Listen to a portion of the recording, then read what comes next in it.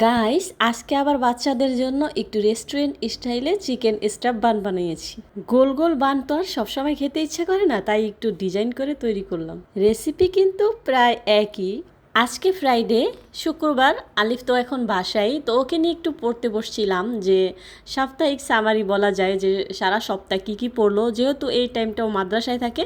আজকে বলছিল, আম্মু তুমি আমাকে যে বান বানিয়ে দিয়েছিলে সেই রকম একটু বান বানিয়ে দাও আজকে। চিকেন বানটা বাসায় হোমমেড তৈরি করলে যে কোনো ডিজাইনেই তৈরি করা যায়।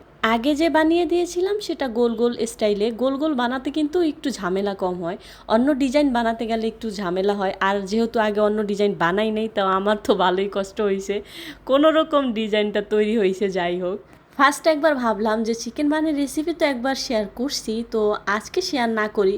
তারপর আবার মনে হলো বানাচ্ছি যেহেতু একটু শেয়ার করাই যায়। একটা সময় সন্ধ্যার নাস্তার প্রতি বাচ্চাদের মতো আমারও কিন্তু অনেক বেশি আগ্রহ ছিল, মানে খুব খেতে ভালো লাগতো। বাট এখন মোটা হওয়াতে এখন সন্ধ্যার নাস্তা কি, এভরিডে যে খাবারের 3 বেলা খাবার রুটিন, সেটা বাদ দিতে পারলে আরও বেশি ভালো হয়। তোমরা তো দেখতেই পারলে আমি কিন্তু আটাটা আগেই মেখে চুলার পাশে রেখে দিয়েছিলাম, আর এখানে চিকেনটা হাফ সিদ্ধ করে নিয়েছি। আর সবাই তো পারোই চিকেন বানের আটাটা মাখা, ওটার মধ্যে হালকা কুসুম গরম পানি দিয়ে দেন মেখে নিয়েছি। আর আমি চিকেনের পুরটা তৈরি করার সময় কিন্তু একটু গাজর কুচি দেই, মানে গাজর গ্রেট করা।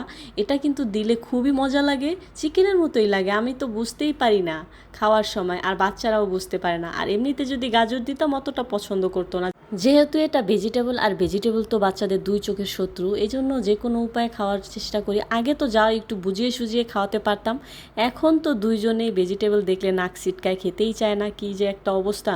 ভাবছিলাম যে ছোটোবেলা থেকে অভ্যাস করলে হয়তো বা ওদের অভ্যাস হয়ে যাবে, বাট না, এটা একদম ভুল ধারণা। ছোটোবেলা যাও একটু খাওয়াতে পারতাম, এখন তো খাওয়াতেই পারি না। নানান জিনিস দেখে এটা খাবো ওটা খাবো, বাট ভেজিটেবল একদমই খেতে চায় না। বাচ্চাদের ফেভারিট খাবার তো মাংস আর ডিম, সেটাই তাদের জন্য এনা। এই তো আমি আটাটা মেখে কিন্তু বেশিক্ষণ রাখি নাই। অবশ্য আমি কখনোই বেশিক্ষণ রাখি না, আমার না এত ধৈর্য হয় না। ওই 40 মিনিটের মতো রেখেছি মেবি। তারপর আরেকটু ভালো করে মেখে একটু তেল লাগিয়ে দেন আবার যতটুকু আকারে আমি বানগুলো বানাবো সেই আকারে আমি লেচি কেটে নিয়েছিলাম। এখন বানিয়ে নেব। ফার্স্ট তো আমি রোল টাইপ করে একটু মানে ডিজাইন করে নিলাম।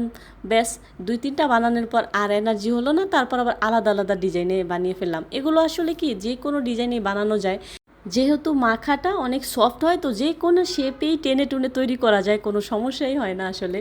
আর আমি একটা জিনিস দেখছিলাম, যে কোনোভাবে তৈরি করলে দেখতে কিন্তু সুন্দরই লাগে। আমি কিন্তু প্রায় অনেক কয়টা শেপে আজকে আমি বানিয়েছি। আমি জাস্ট তোমাদের যেটা আমি স্পেশালি বানিয়েছি সেটাই তোমাদের সাথে শেয়ার করব। রেস্টুরেন্টে কিন্তু এভাবে অনেক ধরনের ডিজাইন করে বানায়, রোলের মতো করে দেন এভাবে স্টেপ স্টেপ ডিজাইন করে খুব সুন্দর করে বানায়, দেখতে কিন্তু অনেক সুন্দর লাগে। অবশ্য আমার রোলটা একটু বেঁকাচাকা হয়েছে, যাই হোক ব্যাপার না, বাসায় যেহেতু খাবো, আমি তো আর বিক্রি করতে যাব না, সো নো টেনশন।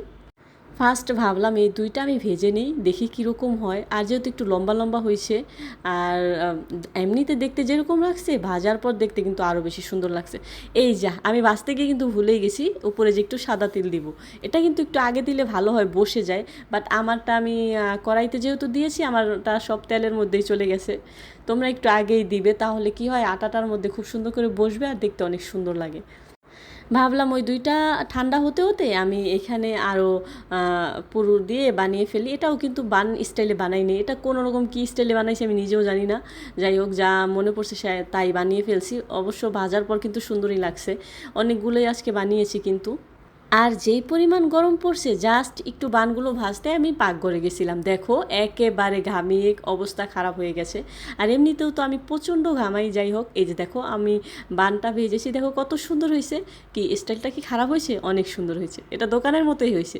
তোমরা নিয়ে বিক্রি করলে আরও বেশি মজা পাবা। যাই হোক, আমি এখন আগে ট্রাই করব, দেন বাচ্চাদের নিয়ে দিব, যেহেতু পুরোপুরি ঠান্ডা হয় নাই।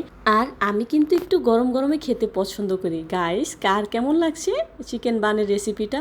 তোমরাও কে কে বানিয়ে খেয়েছো অবশ্যই কমেন্ট করে জানিও। আল্লাহ হাফেজ।